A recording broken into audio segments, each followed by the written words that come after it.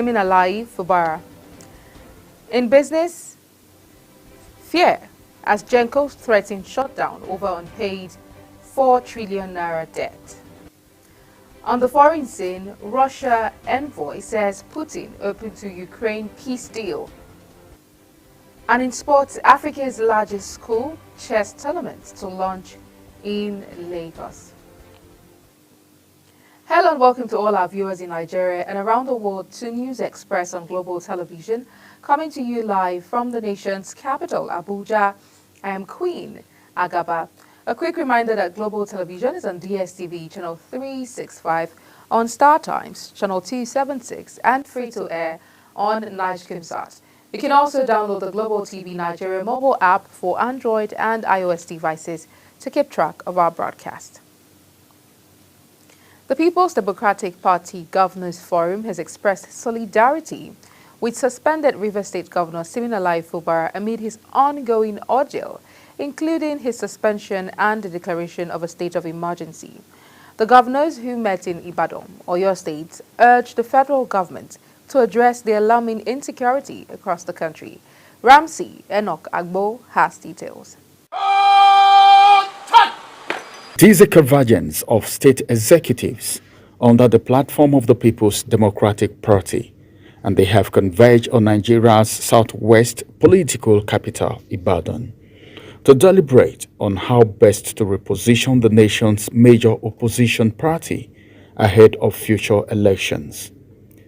The governors went into a closed-door meeting, after which they briefed the e-newsmen on the outcome of the resolutions reached during their meetings. Speculation about the possible merger of political parties, groups, and/or associations, the forum resolved that the PDP will not join any coalition or merger.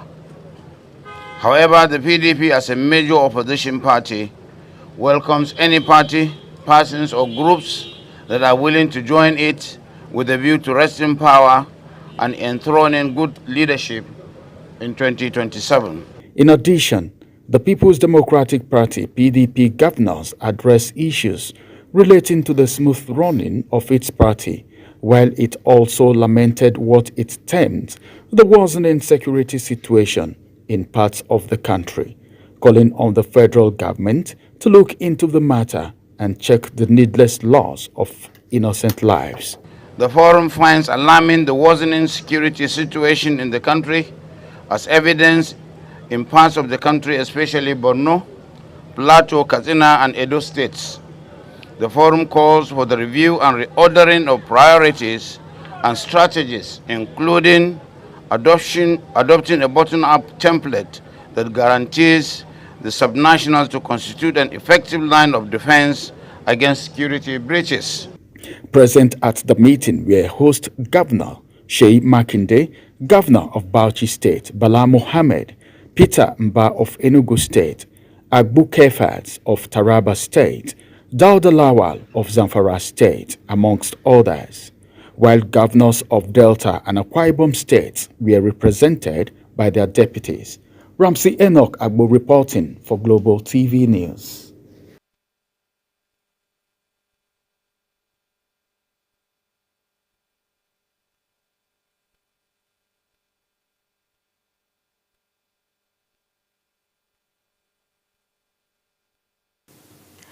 The Imo State government is strengthening its healthcare sector by prioritizing the training and additional reorientation of frontline health workers. In this special report, Global Television's correspondent Amarachi Ibe speaks with the Commissioner for Health, Dr. Success Prosper Ohayaga, on the state's ongoing reforms to improve primary healthcare delivery. Her report. Out of renewed efforts to revamp healthcare services across Imo State, the Imo State government has launched a robust capacity building program for frontline health workers in primary healthcare centers. The head commissioner, Dr. Prosper Ohayaga, says the initiative is not only improving technical competence but also instilling professionalism and service discipline. According to him, the program adopts a train-the-trainers model allowing selected health workers to receive intensive training and return to their various centers to replicate the knowledge, ensuring statewide impact, especially at the grassroots. We have also embarked, because capacity building is one of the things that we really need to understand that will help the health sector. So we embarked on capacity building of frontline health workers.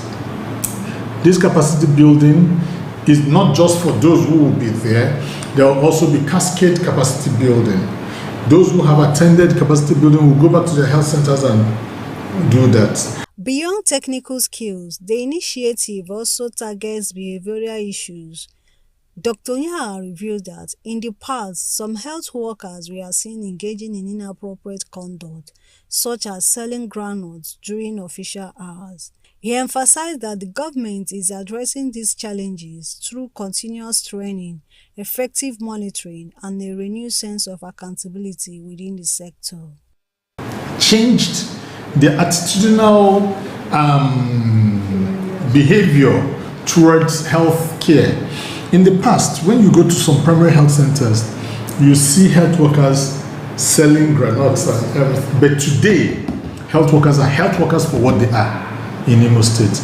Dr. Onyeagha reaffirms the government's commitment to building a responsive and disciplined health system capable of delivering accessible, efficient, and people-centered services across Imo communities. From Owerri, Amarachi Ibe, Global TV News. Katsina State Governor Diko Rada has warned newly elected local government chairmen against corruption, inefficiency and negligence, stating that his administration will not tolerate any misconduct. Speaking during the swearing-in ceremony of the 34 local government chairmen in Katsina, Rada stated that local governments are the closest link to the people and that expectations from citizens are high. The Northern Youth Council of Nigeria has condemned the recent wave of violence in Plateau State, calling on the federal government to take immediate and decisive action to halt the crisis. In a statement issued in Kaduna, the council expressed deep alarm and distress over the tragic pattern of bloodshed that has devastated communities and robbed families of loved ones in Plateau State. The council's demand for action comes on the heels of President Bola Tinubu's condemnation of the latest attacks in Plateau State, which claimed the lives of over 40 citizens. Armed bandits stormed Tungar Dada community in Moriki district of Zumi local government area of Zamfara State, killing one resident and abducting over 50 locals. The operation occurred around 3:30 a.m. with bandits shooting sporadically at unsuspecting villagers before heading dozens away to an unknown location. All efforts to get a comment from the State Police Command spokesperson DSP Yazid Abubakar proved abortive as of the time of filing this report. The Joint Admissions and Matriculation Board, JAMB, has assured that no candidate would sit for the board's examination outside their state of registration. Dr. Fabian Benjamin, Public Communication Advisor, JAMB, gave the assurance and explained that some candidates who sat for the 2025 Unified Tertiary Matriculation Examination, UTME, outside their state of registration and residence were sent to the available mock centers close to their areas. Former minority leader of the House of Representatives, Farouk Adamu Aliyu, has described most politicians in the People's Democratic Party, PDP, and All Progressives Congress, APC, as selfish elites. Aliyu cautioned the masses and the downtrodden against fighting themselves over issues concerning the elite, saying the latter only cared about themselves. A group, Arewa Coalition of Youths, have blasted Bayo Ononuga for his recent statement distancing President Bola Ahmed Tinubu from ongoing 2027 campaign efforts, saying that it is not only unnecessary but politically backward. In a statement issued by its Director General Abubakar Aliyu Galadima, Takai The group says rather than acknowledging the enthusiasm and loyalty of grassroots supporters across the country, the statement undermines the very spirit of democratic engagement. The Association of Local Governments of Nigeria has accused the Office of the Attorney General of the Federation of frustrating the implementation of local government autonomy. Despite a Supreme Court ruling in favor of direct funding for all 774 local councils, speaking ahead of a Federal High Court hearing in Abuja, Algon Secretary General Mohammed Abubakar says the AGF's directive for the Central Bank of Nigeria to open uniform accounts for all local governments undermines the spirit of the court's decision. Abubakar says the Supreme Court clearly affirmed that local governments are an independent tier of government, yet they're seeing actions from the AGF's office that contradict that autonomy.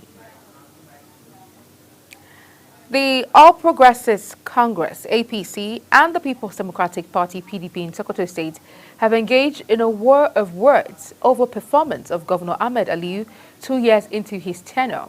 PDP State Chairman Bello Goronyo, while addressing journalists after stakeholders meeting, criticized the APC-led administration for failing to meet the expectations of the people.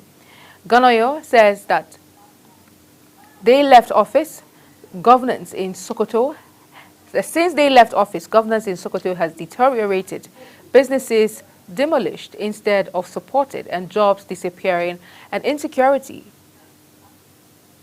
as well as high cost of living, persisting. A meeting of All Progressives Congress stakeholders in Ojokoro local government development area of Lagos State was disrupted following protest over the alleged imposition of a chairmanship candidate ahead of the July 12 Lagos Council elections. The meeting, which began peacefully at Ijaoye Street, quickly escalated when some aggrieved party members and leaders stormed the venue in protest. Chaos ensued as protesters chanted anti-imposition slogans, accusing the party leadership of forcing a chairmanship candidate on them. You're watching the live broadcast of the News Express. When News Express returns, darkness looms in Nigeria as Gencos threaten shutdown over unpaid 4 trillion naira debt. Details coming shortly after the break.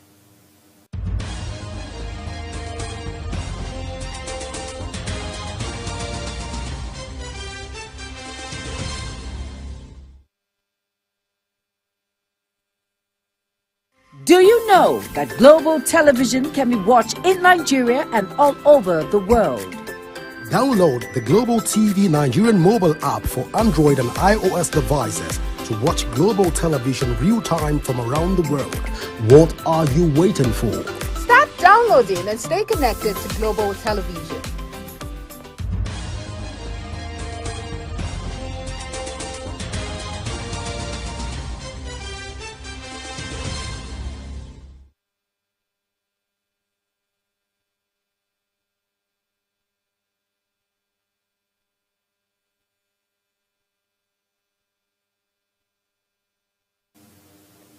Many thanks for staying with us. In business, there is looming darkness in Nigeria as power generation companies threaten a showdown. This is as unpaid debts from the federal government and other market operators surge to over 4 trillion naira. Chairman of the Board of Trustees of the Gencos, retired Colonel Sani Bello, made threats known to journalists in Abuja. The federal government has gazetted and transmitted the ECOWAS schedule of tariff offers for trade in goods under the African Continental Free Trade Area to its secretariat. Minister of Industry, Trade and Investment, Dr. Jumoke Oduwole, says this through a statement issued in Abuja. Oduwole said the move was ahead of the 16th meeting of the AFCFTA Council of Ministers, responsible for trade, holding in Kinshasa, DRC, on Tuesday, marking a significant milestone in regional trade integration. According to her, this agreement establishes zero duties on 90% of tariff lines for trade in goods, enhancing Nigeria's market competitiveness and expanding trade opportunities across Africa.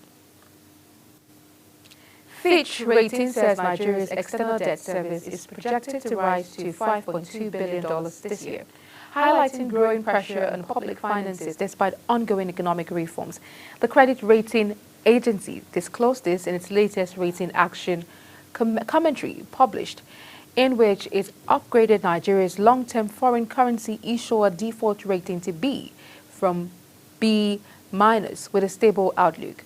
According to the report, government external debt service will increase from $4.7 billion in 2024 to $5.2 billion in 2025.